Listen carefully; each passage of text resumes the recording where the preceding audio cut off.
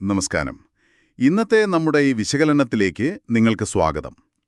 നിങ്ങൾ നൽകിയ അക്കൗണ്ടിംഗ് പഠന സഹായിയെ അടിസ്ഥാനമാക്കി ഇന്റർനാഷണൽ അക്കൗണ്ടിംഗ് സ്റ്റാൻഡേർഡുകളിലെ വളരെ പ്രധാനപ്പെട്ട 2 നിയമങ്ങളെക്കുറിച്ചാണ് നമ്മൾ ഇന്ന് സംസാരിക്കുന്നത്. IAS 37ഉം IAS 10ഉം. ഒരു കമ്പനിയുടെ സാമ്പത്തിക റിപ്പോർട്ട് നോക്കുമ്പോൾ ചിലപ്പോൾ ഭാവിയിൽ വരാൻ സാധ്യതയുള്ള ചെലവുകളെക്കുറിച്ചോ അല്ലെങ്കിൽ റിപ്പോർട്ട് തയ്യാറാക്കിയ ശേഷം നടന്ന ചില കാര്യങ്ങളെക്കുറിച്ചോ പരാമർശങ്ങൾ കാണാം. അപ്പോൾ ഇതിനെയൊക്കെ എങ്ങനെയാണ് കൃത്യമായി കണക്കുകളിൽ കൊണ്ടുവരുന്നത്? എന്താണ് ഇതിലെ ഒരു യുക്തി? ഇതിനൊരു വ്യക്തത നൽകാനാണ് നമ്മൾ ഇന്ന് ശ്രമിക്കുന്നത്.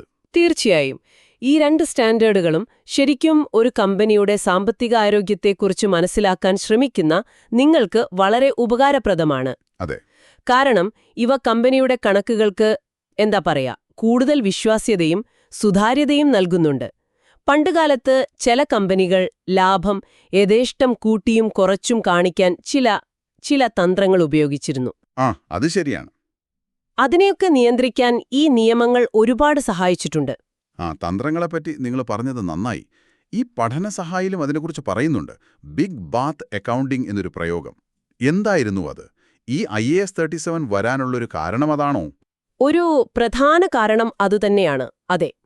വ്യക്തമായ നിയമങ്ങളില്ലാതിരുന്നപ്പോ ചില കമ്പനികൾ, പ്രത്യേകിച്ച് അത്ര നല്ല പ്രകടനമല്ലാത്ത വർഷങ്ങളിലോ അല്ലെങ്കിൽ പുതിയ മാനേജ്മെന്റ് വരുമ്പോഴൊക്കെ എന്തു ചെയ്യും? ഭാവിയിൽ ഒരുപക്ഷെ ഉണ്ടായേക്കാവുന്ന എല്ലാ ചെലവുകൾക്കും വേണ്ടി വലിയ തുകകൾ മുൻകൂട്ടി ഒരു പ്രൊവിഷനായിട്ട് അങ്ങ് എഴുതിത്തള്ളും. ഇത് ആ വർഷത്തെ ലാഭം നന്നായിട്ട് കുറയ്ക്കും. അതാണ് ഈ ബിഗ് ബാത്ത് അഥവാ ഒരു വലിയ കുളി എന്ന് പറയുന്നത്.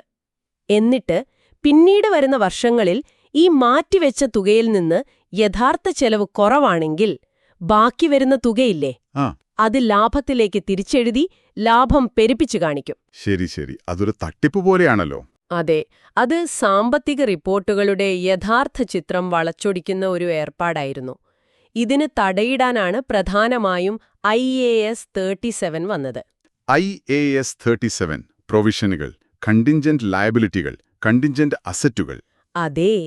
എപ്പോ എങ്ങനെ ഇത്തരം അനിശ്ചിതത്വങ്ങളെ കണക്കുകളിൽ ഉൾപ്പെടുത്തണമെന്നതിന് കർശനമായ മാനദണ്ഡങ്ങൾ ഇത് കൊണ്ടുവന്നു. അപ്പോ എന്താണ് ഈ പ്രൊവിഷൻ എന്ന് കൃത്യമായി പറഞ്ഞാൽ? എപ്പോഴാണ് ഒരു കമ്പനി ഒരു തുക പ്രൊവിഷനായിട്ട് മാറ്റിവെക്കേണ്ടത്? ഭാവിയിൽ ഒരു ചിലവ് വരും എന്ന് തോന്നിയാൽ മാത്രം മതിയോ? പോരാ. വെറും തോന്നൽ മാത്രം പോരാ. IAS 37 അനുസരിച്ച് ഒരു പ്രൊവിഷൻ നമ്മൾ കണക്കിൽ രേഖപ്പെടുത്തണമെങ്കിൽ 3 കാര്യങ്ങൾ, 3ഉം ഒരുമിച്ച് ശരിയായിരിക്കണം. ഇതിനെ ഒരു ട്രിപ്പിൾ ലോക്ക് എന്ന് വേണമെങ്കിൽ പറയാം. 1, കഴിഞ്ഞ കാലത്തെ ഏതെങ്കിലും ഒരു സംഭവം കാരണം കമ്പനിക്ക് നിലവിൽ ഒരു ബാധ്യത, അതായത് പ്രസന്റ് ഓബ്ലിഗേഷൻ ഉണ്ടായിരിക്കണം. നിലവിൽ? അതെ, നിലവിൽ. ഇത് നിയമപരമായ ഒരു കരാർ കൊണ്ടോ മറ്റോ ആകാം, അല്ലെങ്കിൽ കമ്പനിയുടെ പ്രവർത്തന രീതികളോ അവരുടെ പ്രഖ്യാപിത നയങ്ങളോ കാരണം ഉണ്ടാകുന്ന ഒരു കൺസ്ട്രക്റ്റീവ് ഒബ്ലിഗേഷൻ എന്നും പറയും. അതുമാകാം. രണ്ടാമത്തേതോ?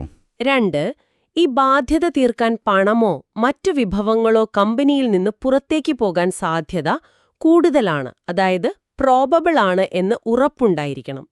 പ്രോബബിൾ എന്ന് പറഞ്ഞാൽ 50% കൂടുതൽ സാധ്യത.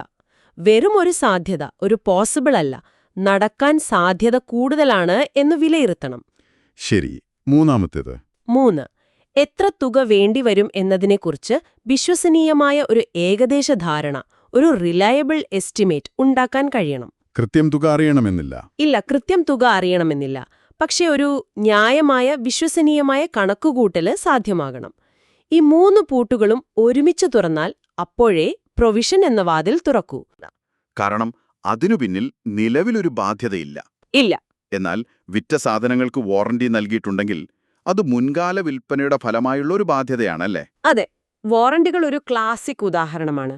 നിങ്ങളൊരു സാധനം വിൽക്കുമ്പോൾ വാറന്റി കൊടുക്കുന്നുണ്ടെങ്കിൽ മുൻകാല അനുഭവം വെച്ച് നോക്കുമ്പോൾ ഒരു നിശ്ചിത ശതമാനം സാധനങ്ങൾക്ക് കേടുപാടുകൾ വരാം, അതിന് ചിലവ് വരും എന്ന് നിങ്ങൾക്കറിയാം. ശരിയാണ്. അപ്പോൾ ഇവിടെ നോക്കൂ, കഴിഞ്ഞകാല സംഭവമുണ്ട്, വിൽപ്പന, നിലവിലെ ബാധ്യതയുണ്ട്, വാറന്റി കൊടുക്കണം, പണം പോകാനുള്ള സാധ്യത, അത് പ്രോബബിൾ ആണ്, കാരണം കുറച്ചെണ്ണം എന്തായാലും വരും, പിന്നെ ഏകദേശ ചെലവ് കണക്കാക്കാനും പറ്റും. അപ്പോ ഈ 3 മാനദണ്ഡങ്ങളും പാലിക്കപ്പെടുന്നുണ്ട്. അതുകൊണ്ട് വാറന്റിക്ക് പ്രൊവിഷൻ വെക്കണം. ഇവിടെ തുക കണക്കാക്കുന്നത് ഏറ്റവും മികച്ച മതിപ്പ്, അതായത് ബെസ്റ്റ് എസ്റ്റിമേറ്റ് അനുസരിച്ചാണ്. ഇപ്പോ ഒരുപാട് ചെറിയ ചെറിയ ക്ലെയിമുകൾ വരാൻ സാധ്യതയുണ്ടെങ്കിൽ ഓരോന്നിനും എത്ര ചെലവ് വരും, എത്രണ്ണം വരാമെന്നൊക്കെ നോക്കി ഒരു പ്രതീക്ഷിത മൂല്യം, ഒരു എക്സ്പെക്റ്റഡ് വാല്യൂ കണക്കാക്കും. ശരി. അപ്പോ ഈ 3 മാനദണ്ഡങ്ങളിൽ ഏതെങ്കിലും ഒന്ന് പാലിച്ചില്ലെങ്കിലോ? ഉദാഹരണത്തിന്, ഒരു ബാധ്യതയുണ്ട്, പക്ഷേ പണം പോകാനുള്ള സാധ്യത 50% കുറവാണ്, ഒരു പോസിബിൾ മാത്രമാണ്, അല്ലെങ്കിൽ എത്ര തുക വരുമെന്ന് ഒരു പിടിയുമില്ല. അപ്പോ എന്തു ചെയ്യും? അപ്പോഴാണ് നമ്മൾ കണ്ടിൻജന്റ് ലയബിലിറ്റി അഥവാ ആകസ്മിക ബാധ്യതയെക്കുറിച്ച് സംസാരിക്കുന്നത്. Contingent liability. അതെ, ഇത് പ്രധാനമായും 2 സാഹചര്യങ്ങളിൽ വരാം. ഒന്നുകിൽ ഒരു ബാധ്യതയുണ്ടാകാൻ സാധ്യതയുണ്ട്, അതായത് പോസിബിൾ ഒബ്ലിഗേഷനാണ്, പക്ഷേ അത് കമ്പനിയുടെ പൂർണ്ണ നിയന്ത്രണത്തിലല്ലാത്ത ഭാവിയിലെ എന്തെങ്കിലും ഒരു സംഭവം നടന്നാൽ മാത്രം ഉറപ്പാകുന്ന ഒന്നാണ്. ഉദാഹരണം ഒരു കോടതി കേസിന്റെ വിധി പോലെ അനിശ്ചിതമാണല്ലേ? അല്ലെങ്കിൽ രണ്ടാമത്തെ സാഹചര്യം, നിലവിൽ ഒരു ബാധ്യതയുണ്ട്, പക്ഷേ നേരത്തെ പറഞ്ഞ പ്രൊവിഷന്റെ ആ ട്രിപ്പിൾ ലോക്കില്ലേ, 3 വ്യവസ്ഥകൾ, അത് പാലിക്കുന്നില്ല. അതായത് ഒന്നുകിൽ പണം പോകാൻ സാധ്യത പ്രോബബിൾ അല്ല, വെറും പോസിബിൾ മാത്രമാണ്, അല്ലെങ്കിൽ തുക വിശ്വസനീയമായി കണക്കാക്കാൻ പറ്റുന്നില്ല. ഓക്കെ. ഇത്തരം കണ്ടിൻജന്റ് ലയബിലിറ്റികൾ കമ്പനിയുടെ ബാലൻസ് ഷീറ്റിൽ ഒരു ബാധ്യതയായിട്ട് കാണിക്കില്ല. പിന്നെ പകരം സാമ്പത്തിക റിപ്പോർട്ടിന്റെ കൂടെയുള്ള നോട്ട്സില്ലേ, നോട്ട്സ് ടു ദി അക്കൗണ്ട്സ് ഉണ്ട് എന്നൊക്കെയുള്ള വിവരങ്ങൾ നോട്ട്സിൽ കൊടുക്കണം.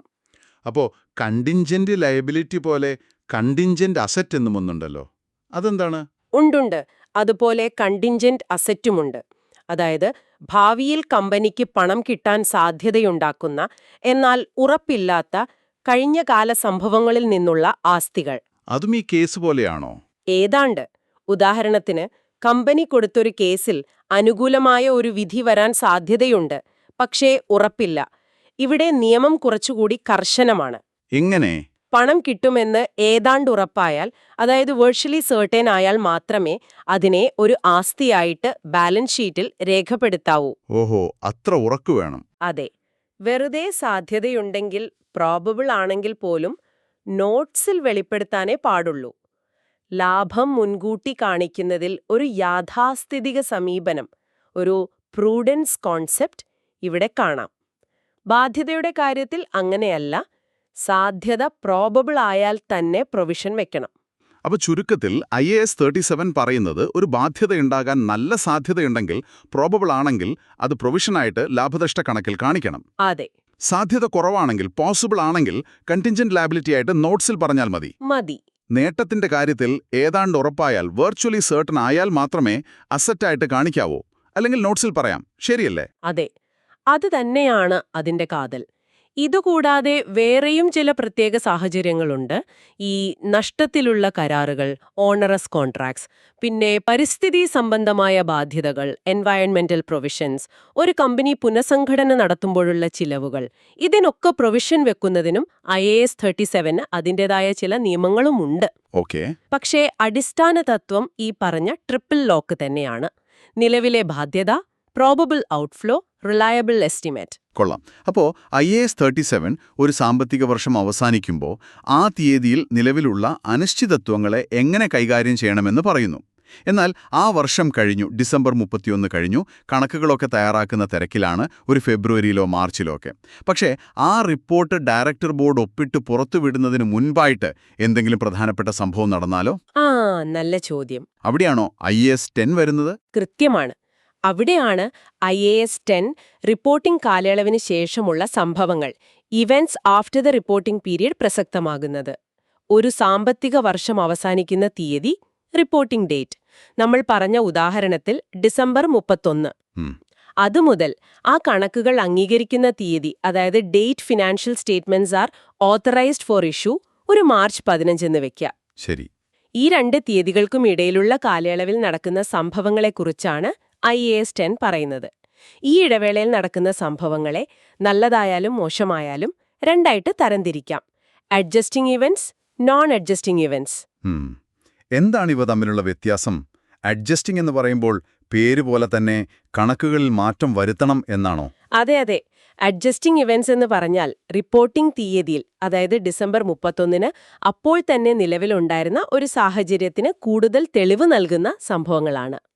മനസ്സിലായി. സംഭവം നടന്നത് ഒരു ജനുവരിയിലോ ഫെബ്രുവരിയിലോ ആകാം.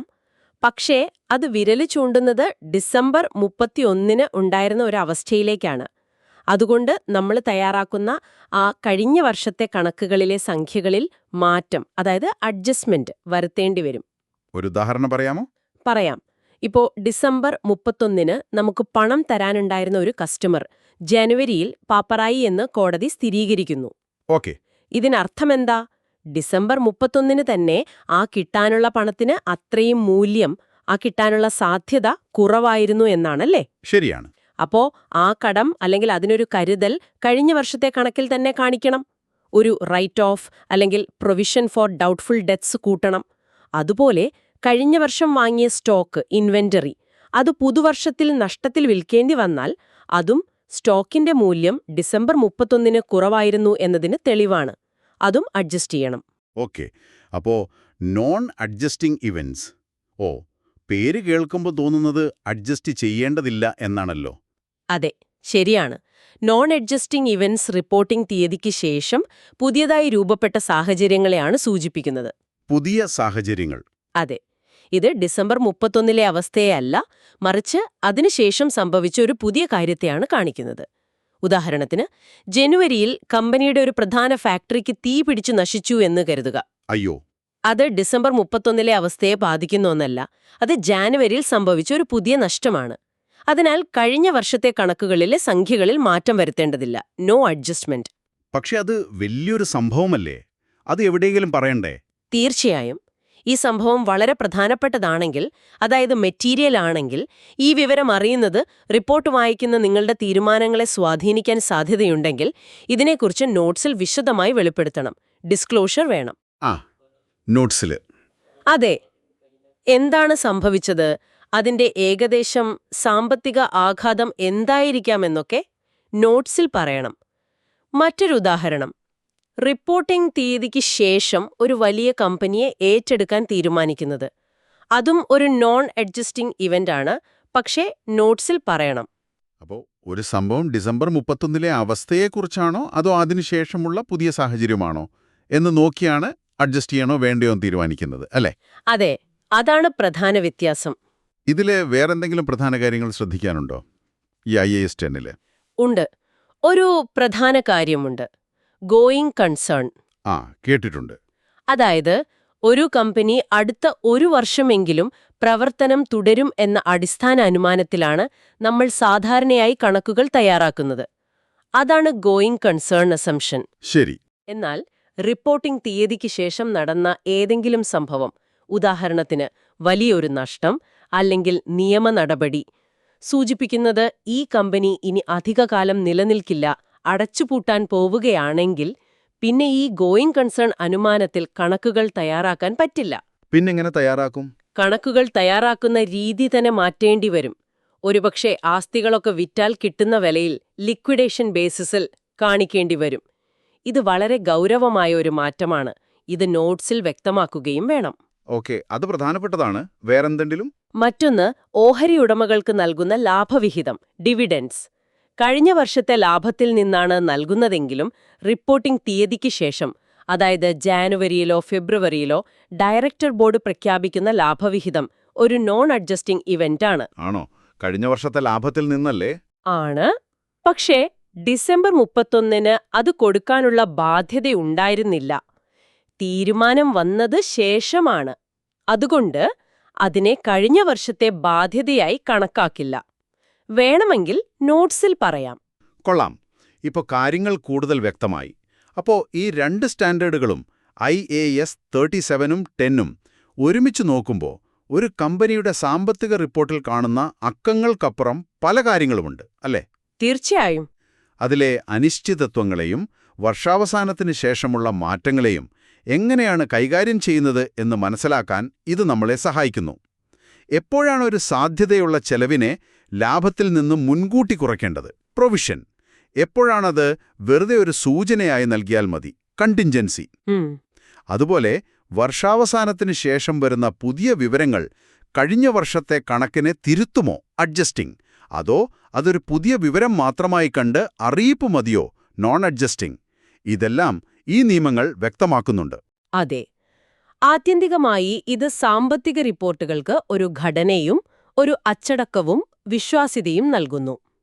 നിങ്ങൾക്ക്, അതായത് ഈ റിപ്പോർട്ട് വായിക്കുന്ന ഒരാൾക്ക്, ഒരു കമ്പനിയുടെ റിപ്പോർട്ട് നോക്കുമ്പോൾ അവർ ഭാവിയിലെ റിസ്കുകളെ എത്രത്തോളം മുൻകൂട്ടി കാണുന്നുണ്ട്, അതിനായി എന്തെങ്കിലും തയ്യാറെടുപ്പുകൾ നടത്തുന്നുണ്ടോ, അതായത് പ്രൊവിഷനുകൾ വെച്ചിട്ടുണ്ടോ എന്നൊക്കെ മനസ്സിലാക്കാൻ ഇത് സഹായിക്കും. ശരിയാണ്. അതുപോലെ റിപ്പോർട്ട് തീയതിക്ക് ശേഷമുള്ള പ്രധാന സംഭവങ്ങൾ, IAS 10 പ്രകാരമുള്ള വെളിപ്പെടുത്തലുകൾ അറിയുന്നതിലൂടെ ഏറ്റവും പുതിയ സാഹചര്യങ്ങൾ കൂടി നിങ്ങളുടെ വിലയിരുത്തലിൽ ഉൾപ്പെടുത്താൻ സാധിക്കും. ചുരുക്കത്തിൽ, ഈ നിയമങ്ങളെക്കുറിച്ചൊരു ധാരണയുണ്ടെങ്കിൽ നിങ്ങൾക്ക് സാമ്പത്തിക റിപ്പോർട്ടുകളെ കുറച്ചുകൂടി ആഴത്തിൽ വായിക്കാനും കുറച്ചുകൂടി വിമർശനാത്മകമായി സമീപിക്കാനും കഴിയും. വളരെ നന്നായി വിശദീകരിച്ചു. ഈ ചർച്ച അവസാനിപ്പിക്കുമ്പോൾ നിങ്ങൾക്ക് ചിന്തിക്കാനായിട്ടൊരു കാര്യം കൂടി നൽകാം. നമ്മൾ നേരത്തെ കൺസ്ട്രക്റ്റീവ് ഒബ്ലിഗേഷൻ എന്നൊരാശയം ചർച്ച ചെയ്തല്ലോ. ഓർക്കുന്നു. അതായത്, നിയമപരമായ ഒരു കരാർ ഇല്ലെങ്കിൽ പോലും ഒരു കമ്പനിയുടെ പരസ്യമായ നയങ്ങളോ മുൻകാലത്തെ പ്രവർത്തന ശൈലിയോ അവർക്ക് ഒരു യഥാർത്ഥ ബാധ്യത സൃഷ്ടിക്കും എന്ന് IAS 37 പറയുന്നു.